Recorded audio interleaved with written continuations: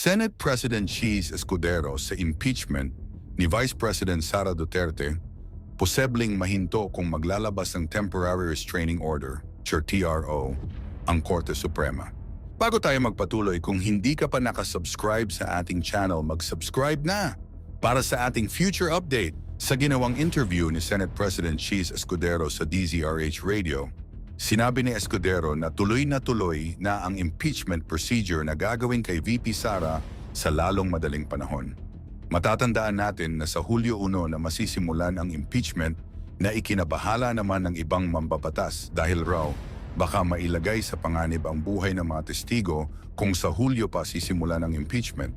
Matatandaan natin noong sa impeachment ng dalawang Chief of Justices na si Hilarious David Jr. noong 2003 at Renato Corona noong 2015 ay naglabas ng Temporary Restraining Order o TRO ang Korte Suprema na ngayon ay posibleng mangyari dahil sa mosyon na hinihingi ni VP Sara sa Korte Suprema.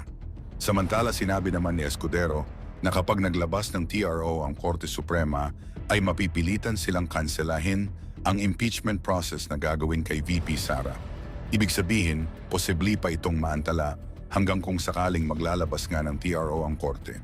Kung matatandaan natin ay nagsampang kaso ang kampo ni VP Sara sa Korte Suprema upang questionin ang proseso na pinagdaanan ng impeachment nito dahil nasa konstitusyon umano na isang beses lang pwedeng maghain ng impeachment sa isang impeachable official sa loob ng 1 taon sa petition for certiorari and prohibition na kanyang isinampa sa Korte Suprema ay naglabas naman ng desisyon ang noong nakaraang araw ang Korte Suprema upang bigyan ng 10 araw ang House at Senate na magkomento laban sa petisyon na isinampa ni VP Sara.